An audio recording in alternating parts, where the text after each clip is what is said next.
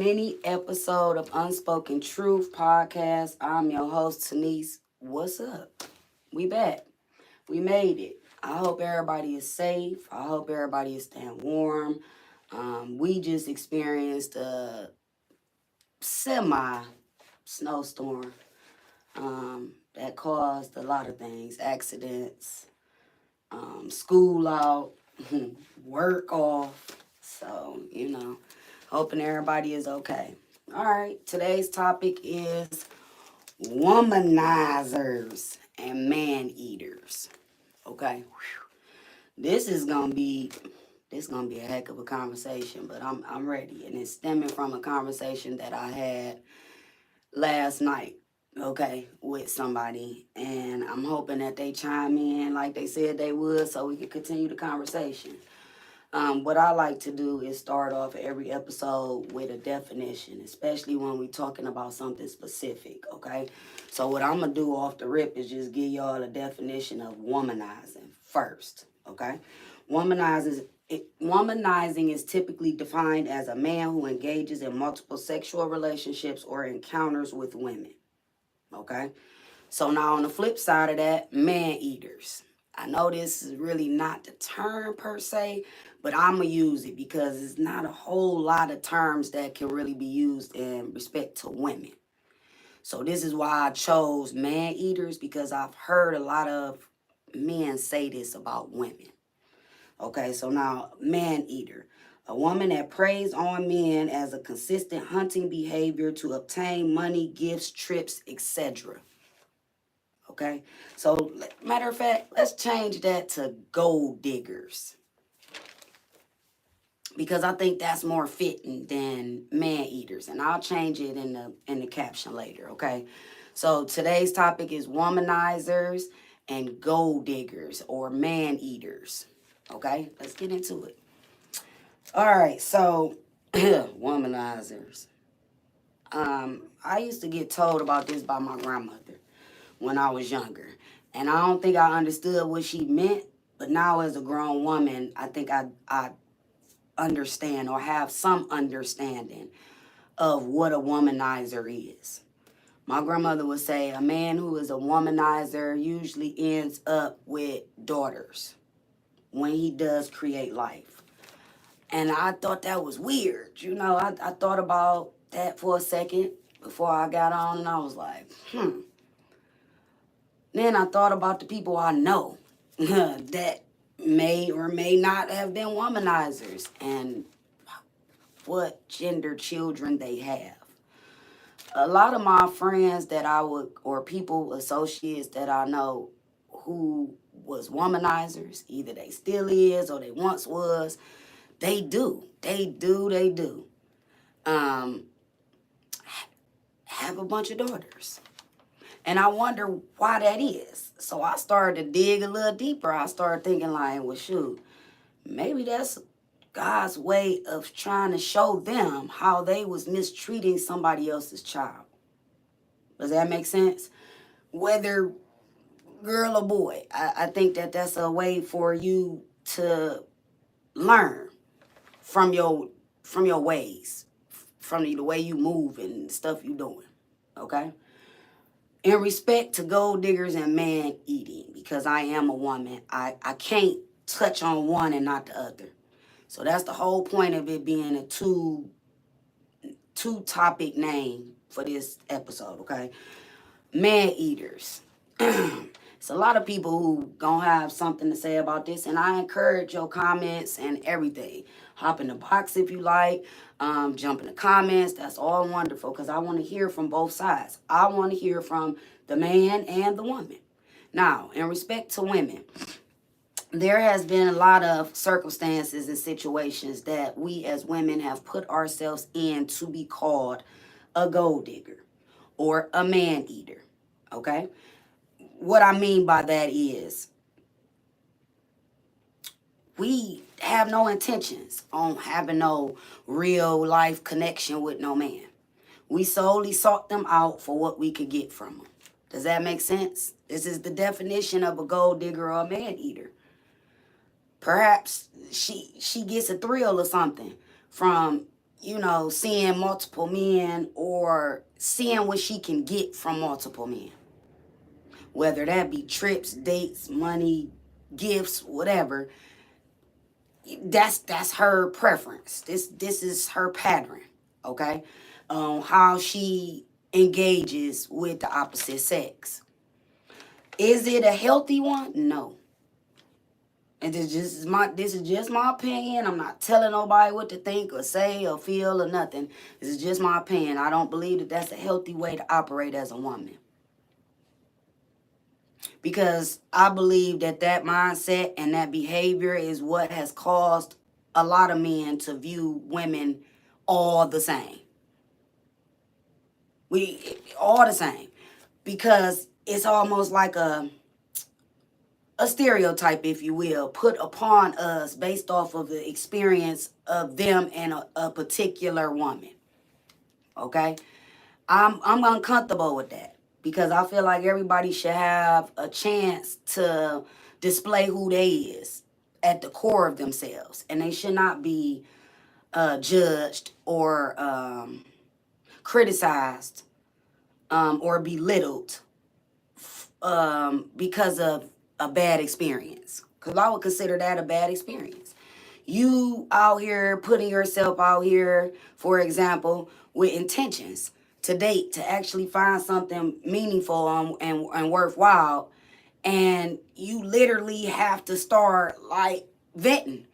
I tell everybody, you need to have a vetting system set up for yourself. Seriously. It's imperative, I think, when it comes especially to dating. You need to have a vetting system put in place where hey, listen, I only got this amount of time to try to learn as much about you as possible, engage back and forth, spend time, get to know each other and this and that. And after that time expired, that's it. There's nothing wrong with that. That's normal. You should be doing that. You should be doing that. Don't let nobody tell you, oh, no, that's extreme. You shouldn't have no standards. You better have some standards. You better have some things that you gon' put down as boundaries for yourself. Because that's what all of this is about when you dating. Someone said, I think you're right, and it's getting worse because the kids of this generation are being introduced to the social media era where glowing up is happening and where celebs are showing themselves off. Absolutely. Absolutely. But I also feel like it's a combination of things. And the reason I say that is because we got a lot of different entities involved now that wasn't involved when I was growing up. We didn't have computers. We didn't have social media. We didn't have cell phones. We had pagers. We are the beginning of the cell phone era, but it was pagers that was really a big thing for my era. So now you got the TV, you got the music, you got social media, you got the celebrities. It's a lot of different entities as to how some of these things came about. I'm not saying that they just here out of the air. Nobody can trace back where it came from. A lot of this stuff be rooted in what we see, what we hear, what we digest. Okay? Some of us may not have the best experiences with dating. And that's okay too. I'm not saying that you shouldn't. You should have a time where you reject it, for example. Because I think a lot of people hear the word rejection and they immediately think it's a bad thing. It's not. It's not a bad thing. Rejection is put into place to protect you. Maybe you can't see the person for who they is. Maybe you just so struck because let me be clear about this. Each and every time you engage or create or start a new relationship with somebody, there is a honeymoon phase, if you will, okay, that occurs. Now, how long it occurs, I don't know. That's to be determined by each situation and circumstance. But it's a honeymoon phase that goes on between the two people. When that ends, when that's over and reality starts to set in for real, then you start to see people for who they is and not who you want them to be. Does that make sense? Because in the end, a lot of us have this problem with wanting to build somebody into who, or mold and shape them into who we want them to be, instead of simply accepting them for who they are.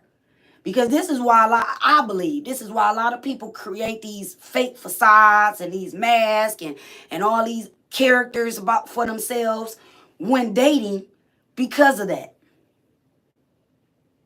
It's almost like it's a safety net, so they think, to protect themselves. But no, you're not protecting yourself when you're not allowing yourself to be genuine.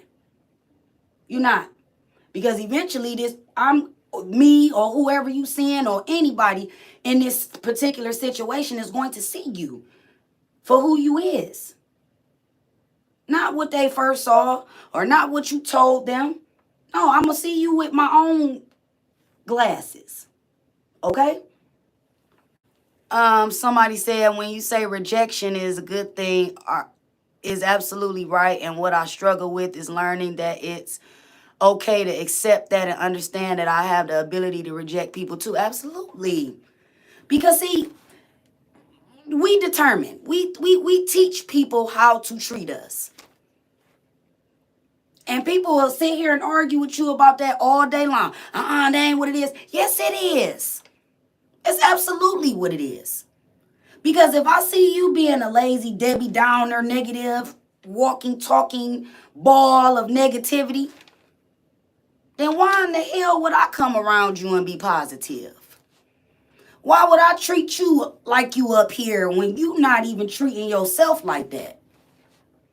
And I think that's an illusion that we create in our mind when we dating people. We stop. Stop adding all these extra entities. Let dating be exactly what it is. Be upfront, first of all. Be upfront from the beginning, right here. As soon as we connect, we go sit down and have lunch, or we talking on the phone, or whatever it is. Be upfront from the beginning. Say, hey, look, I'm really not looking for no relationship right now. I'd rather just have somebody to kick it with, and give that person the option to say, okay, I'm on the same type of time. I'm okay with that. But when you take it upon yourself to make a decision for somebody else based off of your own selfish needs, this is what creates friction and issues and trauma with people. And it's wrong. It's not right. And I'm not about to sit here and tell nobody that it is. It's not right. That is not how you do things. The whole purpose of dating is for you to collect data about the other person. Good, bad, whatever. I'm supposed to be taking notes. I'm supposed to be checking boxes. When I get to the bottom of this exam, this analyzer sheet I get for the person that I'm seeing, then I go through the list and I find out I put all the bad stuff on one column and I put all the good stuff in another column, and I see which one weighs more. Because this is the vetting process. I'm trying to see if what they coming with is something that I'm willing to indulge and deal with. That's how you date. Not just taking it upon yourself, oh yeah, because I'm feeling like this, that it should be okay for the other person.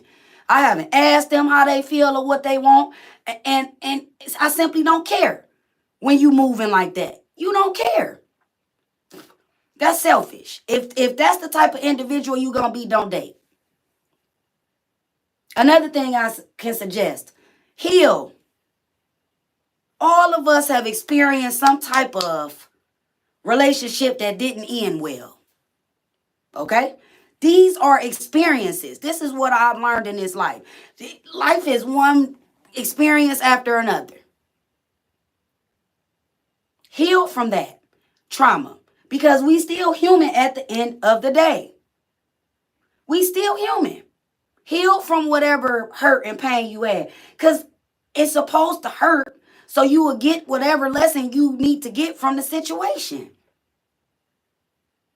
Maybe that person was controlling. Maybe that person was abusive. Maybe that person didn't know how to communicate. Whatever it was that caused it to end, get what you need to get from it and move on.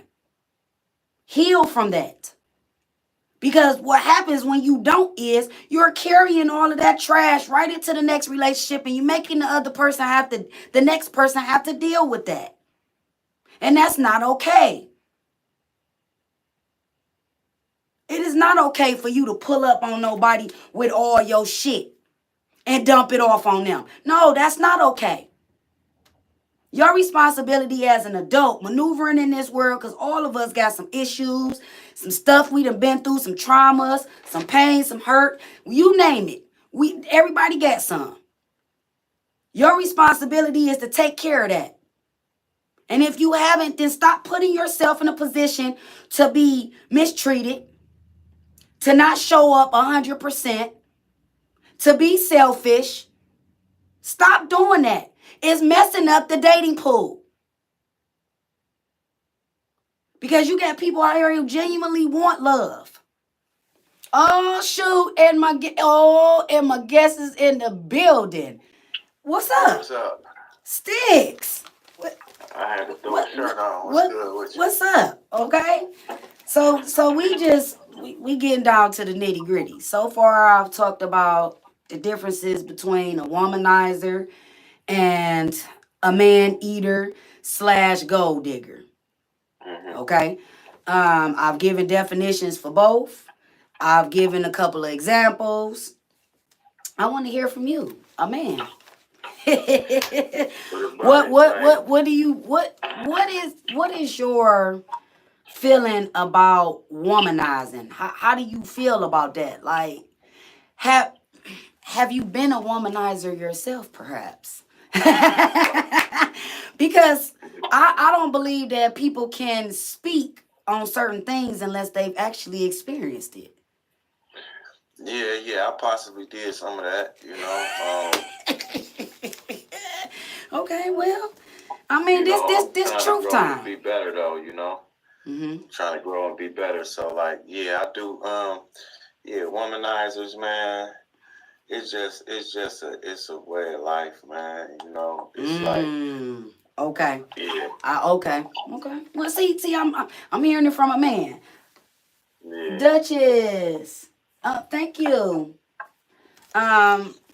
Okay. So you say it's just a way of life. So you feel like it's a lifestyle? I mean, yeah, for certain people and certain places in their life, yeah. I'm trying to get different perspectives. Because I want to make sure that the conversation is well-rounded.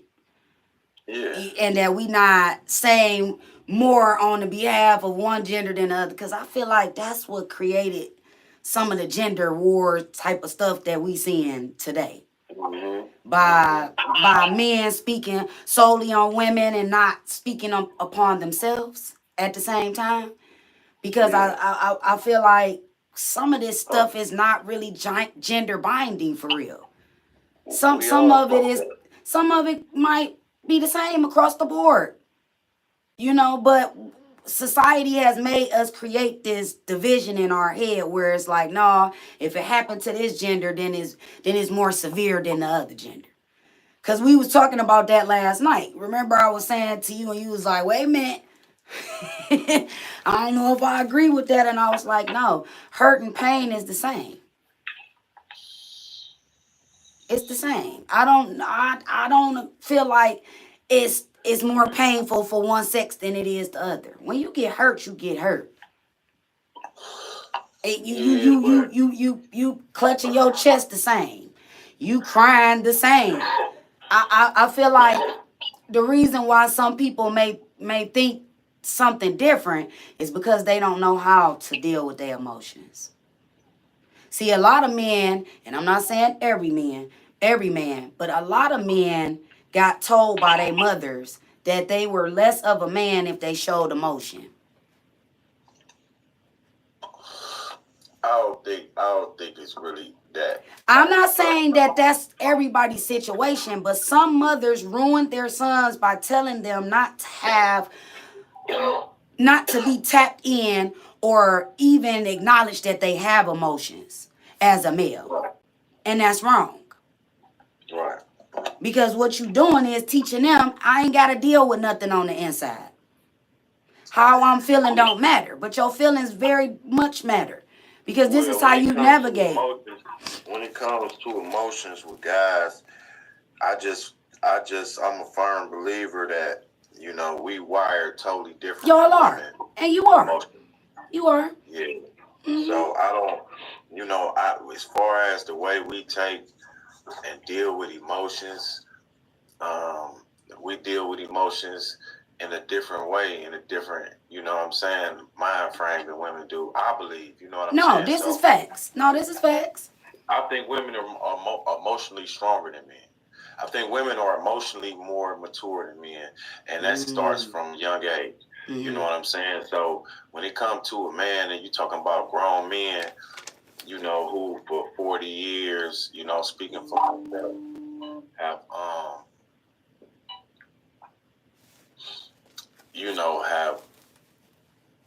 pretty much learned to neglect and block out emotions and to focus and to work through emotions and, you know, not to talk about emotions, and then you put them in a situation where they overwhelmed with emotions for the first time at 30 years old. That's why good. You know, a man is more likely to kill himself or, you know, let his business crumble like I did, you know, or some stuff like that, you know, out of emotions, because we totally, at this point in our lives, you know, you got to think, we ain't really fell in love with nobody till we was 20, 30, and we went crazy about this motherfucker, got cheated on and crushed. Like, so it make a motherfucker, you know, we take cheating differently. You know what I'm saying?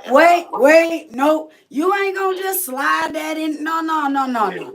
Cause see, no, we gotta talk about this.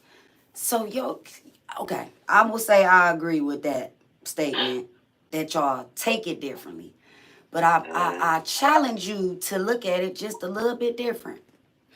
Only difference that I feel like it is between a man and a woman when it comes to cheating is what you end up doing once you find out.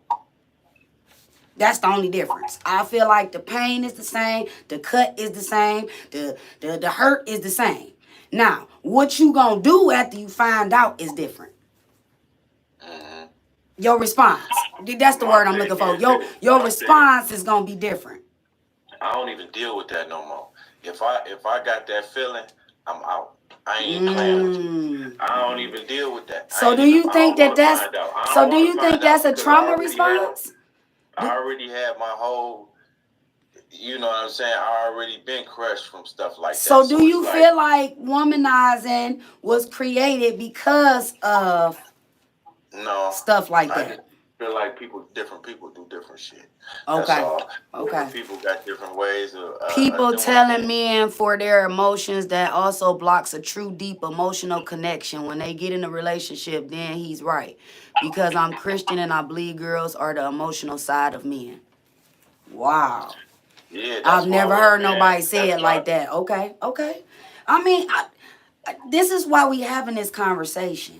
I don't want nobody to feel like their perspective or their view is not heard. That's the whole purpose of me creating this platform, so everybody can be in a no judgment zone. What works for me or what I experienced, you may not have went through that. So it's different. You know what I'm saying? So I get that. This is why we having these conversations. So what do you feel like womanizing, gold digging, and man eating stems from? Because I'm going to say that I feel like it stems from trauma. Unhealed trauma. You done went through so much stuff, you just kept going. You never stopped and acknowledged the fact that that hurt me. I'm not saying you were supposed to crash out behind it, but I'm simply saying you were still supposed to acknowledge it. A lot of people will just move on and then never acknowledge it. They'll never acknowledge it. You know what? And that's the majority. And so, you know, I think we got too much energy wrapped up in feelings at the end of the day. I think too much energy. And this is I think there's too much energy wrapped up in feelings and how I feel about you or how you feel about me or your love for me or my love for you. Instead of seeing people for people. Is that what you saying? It just is what it is, man. Okay. And I gotta be the maximum me every day. You know what I'm saying? I gotta press to be a better me every day, regardless of what you may or may not do, regardless of your loyalty levels and regardless of your, you know what I'm saying, camaraderie to me. And this is a relationship. So for me, you know what I'm saying, I got to be vibing with you on different levels than sex because cheating for real in my eyes, cheating, you know, I come from a wild life, so cheating that's not really that big of a deal if we got understanding between us. And also, I got to vibe with you on other stuff because it got to outweigh that. Because if I feel like, you know, if I feel like I'm your man or your significant other, I gotta have the best part of you. You feel what I'm saying? I gotta have. But wait a minute, where does that come from? I think a lot of people is confused. They feel like that their partner is supposed to bring out the best version in them instead of realizing that that's how you're supposed to show up. Well, I mean, because the reason I'm saying that is because it's reciprocation. I'm showing up as my genuine, authentic self, and I want that energy to be reciprocated back to me. Yeah. You don't want me to show up 10%. You want me to show up at 110%, right? So that comes from you working on you. Like you said, being the maximum version of yourself. You can't be out here with all these expectations about who you want and how they gotta be and what they gotta have, and you have not cracked your own chest open and figured out what you need to do for you first. Because I keep telling people you're going to attract who you are.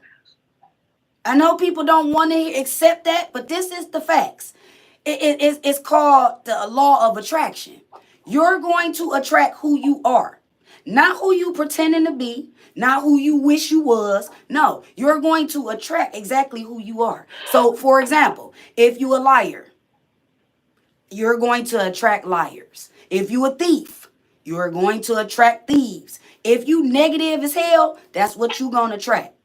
So you have to be mindful about the energy that you possess within yourself because that's being radiated into the universe every day.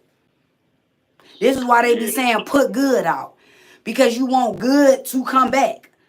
I feel like each encounter with any person, whether it be on a high level or just a mediocre level, it's to teach you certain things. I believe everybody is a teacher in this world of something that you supposed to be seeing, learning, and applying, if that makes sense, from your experience with this particular person.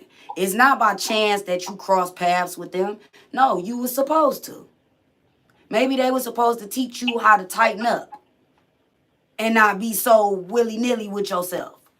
For example, just by meeting you in the streets. Y'all don't got no history. Y'all didn't know each other before. Y'all just so happen to cross paths. I don't believe that that's by chance. Everything happens for a reason. I think if you focus on yourself, the things that's meant to you gonna come to you. That's meant for you gonna come to you. You better say it. Yeah. On nobody else. Yeah. I think a relationship should be born out of two people that's going for their excellence that happen to align side by side. Ooh. I don't think that. Ooh. Hey, that's so good. Ooh. Or vice versa. Oh, I like that. What I'm saying? I like that. And that's how I went at the game when I was a womanizer. You know what I'm saying? I used to pick out females where I could see their flaws. You know what I'm saying? And they low self-esteem. It ain't necessarily low self-esteem, your weakness. You know what I'm saying? If I could accommodate your weakness in a way, you know what I'm saying? I knew I could take control of your situation.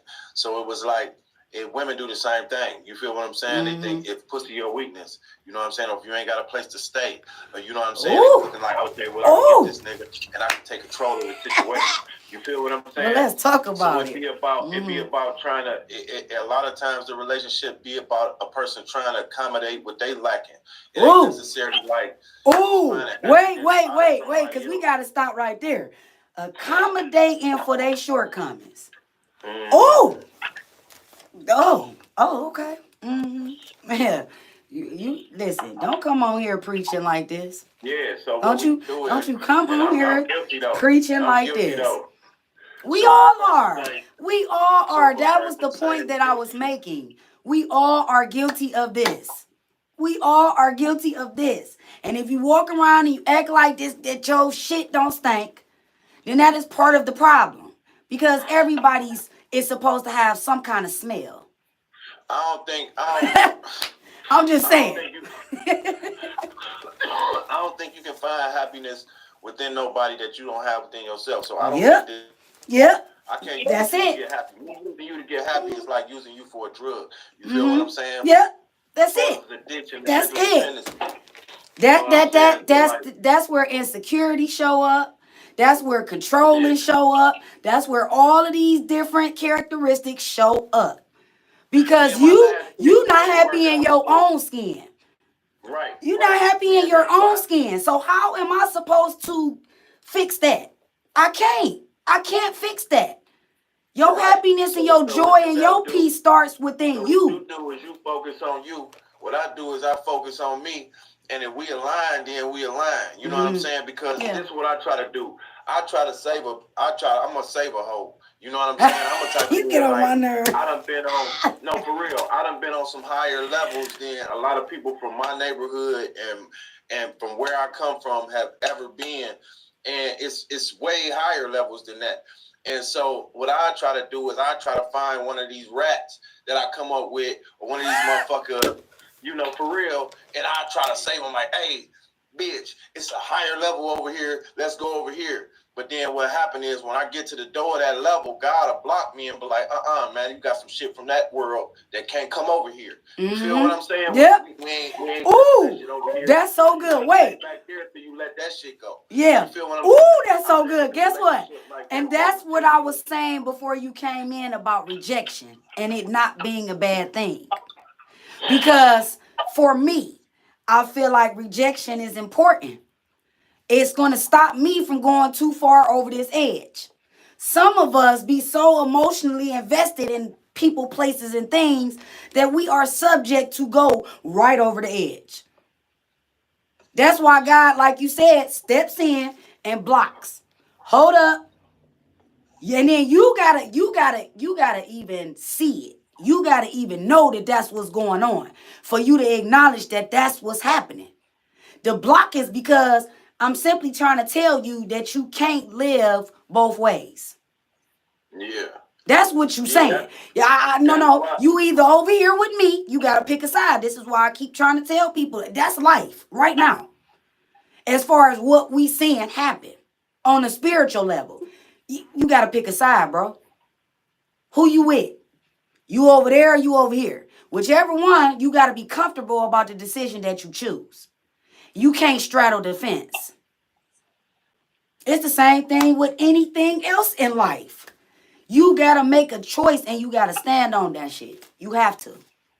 Flat out. You have to. One thing about it, man, is like this. Like, my whole mentality is shifted. You know what I'm saying? My whole life changed, man. You know what I'm saying? From one extreme to the next. You know what I'm saying? And when I was on one extreme, I never even seen these people. You know what I'm saying? And when I was doing, very well, you know what I'm saying? I never even seen a lot of these people or talked to them or thought about them. When I fell, I was reintroduced to a lot of shit from my past. And I realized that's because this world, it'll always be here. You feel what I'm saying? The poor, the impoverished, the thirsty, the grimy, it's all right here. It's all going to be on this level. It's going to always be here. You feel what I'm saying? The next plateau, the next platform, it's going to always be there. The next plateau is going to be there. You got to elevate and levitate through them worlds. And it's some shit from this plateau on the grimy level that you ain't gonna be able to take with you to the next plateau. And then there's some shit on the next plateau that you ain't gonna be able to take because you gotta elevate. Elevating is going against gravity. You feel what I'm saying? So you might have some shit that's holding you back. A bitch, a relationship, whatever. You might be holding your own self back. We do it all the time. That's what I'm saying. You it's indefinitely. Listen, most definitely, you always are responsible.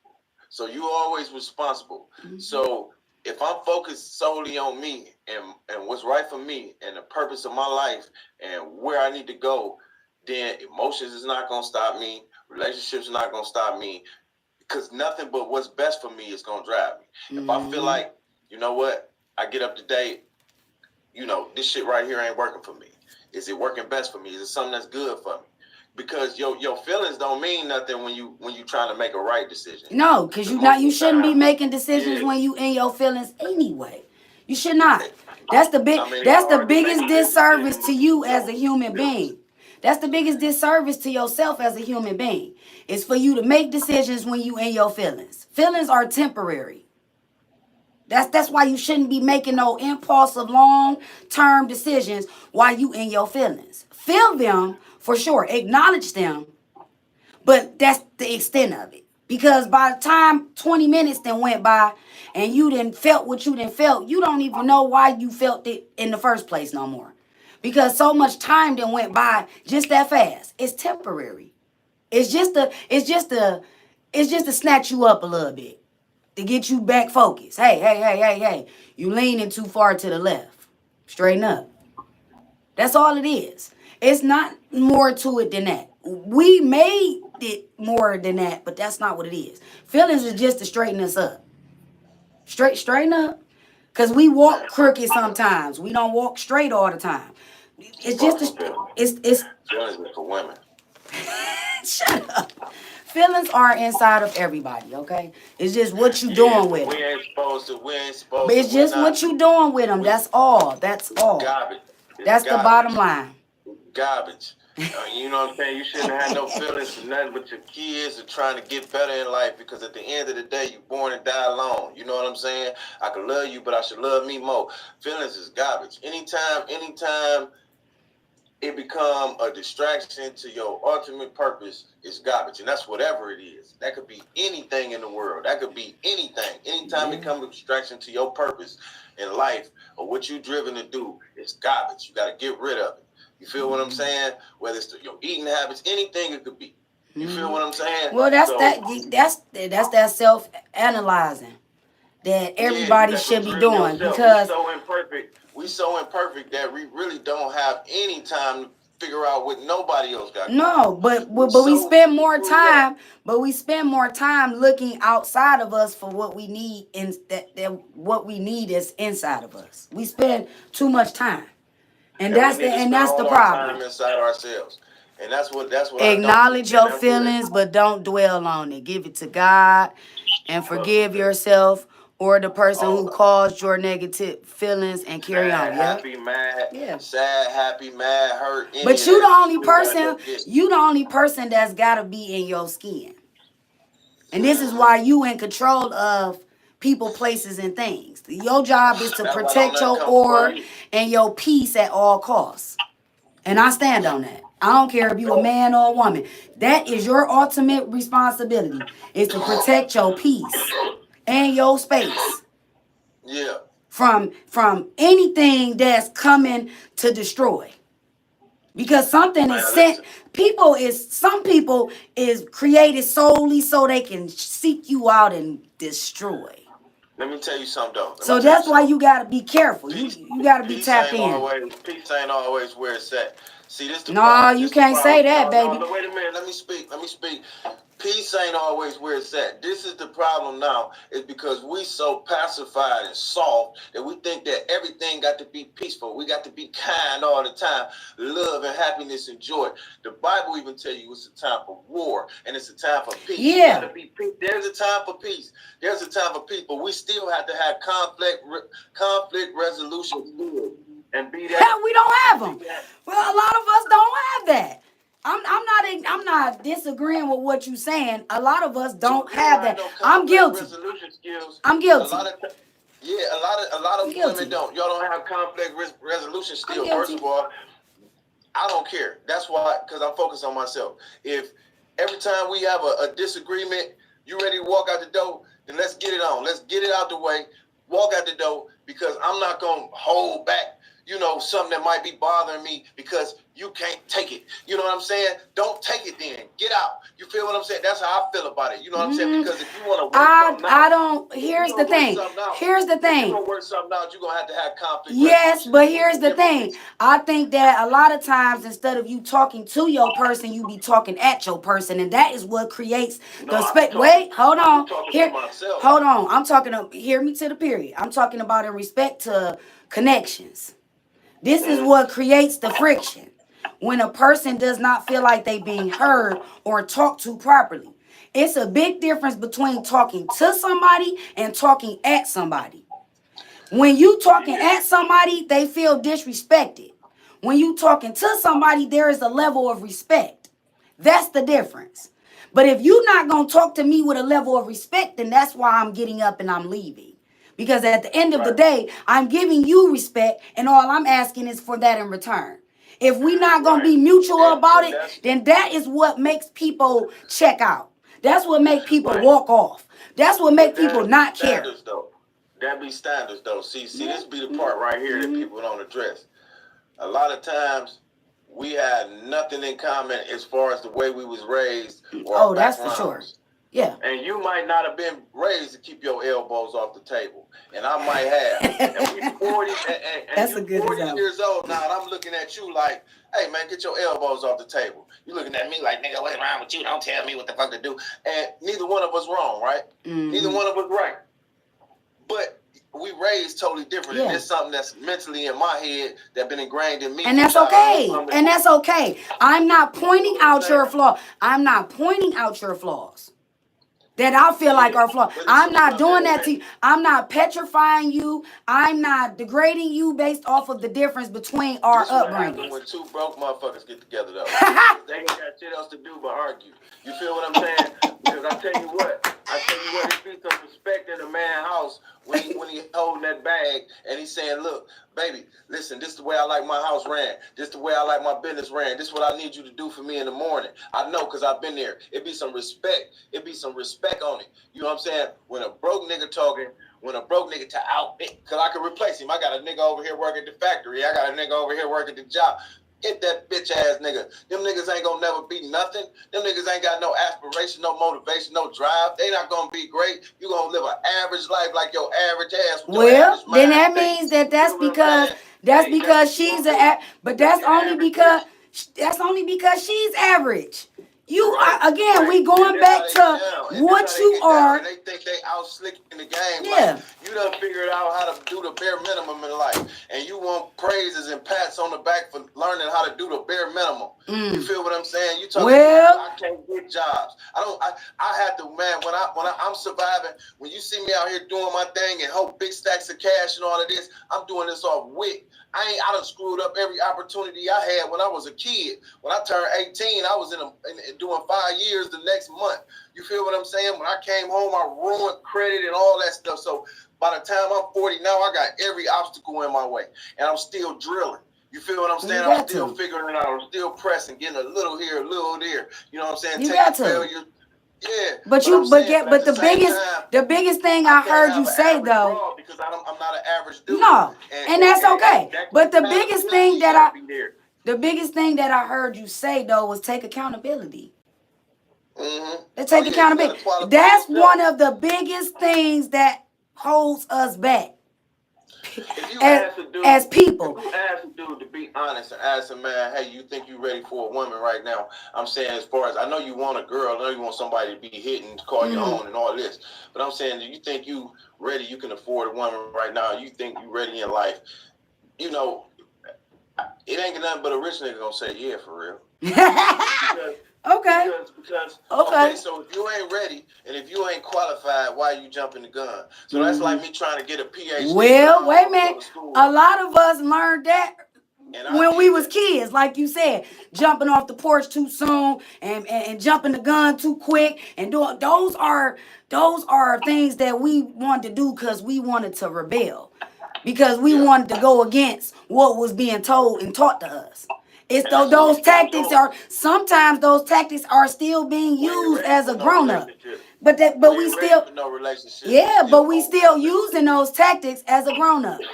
Cause we didn't. What we doing is misery love company. I'm miserable by myself. I hate being by myself, so I'm gonna try to find somebody else and steal joy from them. You feel what I'm saying? That's what I call them energy vultures.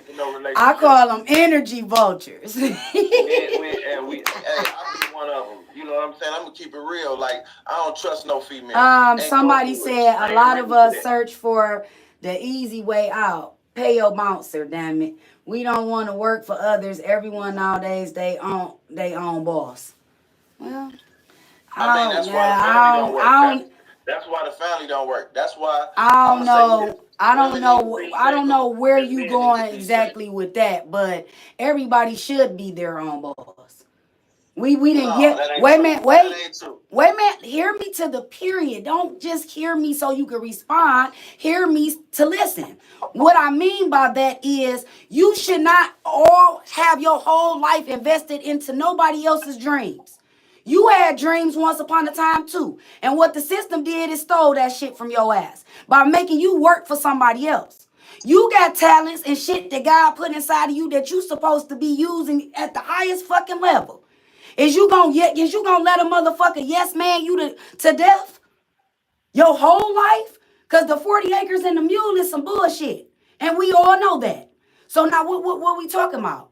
Because I would rather be in control of my own time when it comes to freedom, then I would want to check in with somebody. Can I do this? I ain't say it was for everybody. I didn't say it was for everybody. God made every kind. But you should be using your talents. Made to be what you don't use, you lose. Listen to me. Everybody wasn't made to make their own decision. Some of these people was made to be servants. They was. And some of them all of us is servants. Royalty. They was, yes. And it's no all of us is servants. It's not equally yoked. Every man is not equally yoked. Every man I know that. Every woman is not equally yoked. Yeah, that's a fact. If we wanna give ourselves these pats on the back, these pacifiers, some people is dumb. And if you don't say that, if you don't want to admit that, that's on you. I know the truth. It's smart people, it's dumb people. You feel what I'm saying? And that's just what it is, man. He says, what I'm saying? We got to deal with reality, man. He says still have to have an income to build the dream and the goal. Yes, that's facts. You need resources. But what I'm saying is, you can lead a horse to water, you can't make a drink, man. A person who not able, you can instantly start figuring things out about different people, whether they was made to lead and be their own boss and shit like that. Yeah. If you can't think outside the box, if you can't think outside the box, I can get that in 30 seconds of talking to you. Yeah. I can ask you any question. When I meet people, I ask them weird questions, and they call me weird. But you don't know why I asked you that weird question. It doesn't matter why. It doesn't matter why you ask it. It's supposed to be weird to you because you weird to me if you don't understand where I'm coming from. You better say it. You better say it. It's like a kindergartner hearing somebody speak trigonometry. And they're going to be like, that was weird. It was weird. Yeah. Because you don't understand it. Yeah, because we wasn't taught that. Right, saying? yeah. So That's that read. So if I ask you, I might ask you like, man, we might be chopping it. I might ask you like, man, like if you had $100,000 right now, like what would you do with it? That might be a question I ask. I was thinking like, you ain't got this nigga want to ask fantasy questions, imagination. Or I might ask you like, man, what type of business would you start if you could start a business right now? If it take you a long time to answer, I know that ain't something you be thinking about a lot. I know that ain't nothing that go through your mind often. Yeah. You feel what I'm saying? So you're not a critical. Everybody is not a critical thinker. I think that's what separates. That's what separates everything, because you have some people who are born sheep, as you was just discussing, that they get led everywhere. They ain't got a critical thinking bone in their body, and then you got critical thinkers that challenge and question everything, and usually be the ones that go against what's been put down. and create their own lanes. I'm not saying that that's everybody, but it's happening. It's happening all around us. Well, I done went too far past my time. Hey, if I kept you past your lunch break today, I'm sorry, but I hope y'all enjoyed this episode, man. Thanks, Stix. I appreciate you coming to be my guest, man. I appreciate you having Yeah, me, man. this was a good conversation. For all the viewers, man. Much love from the 216, Boston Live and Certified Church. Okay, y'all. I will see y'all on Friday at 8 p.m. for a new episode of Unspoken Truth. Again, I'm your host, Denise. Peace.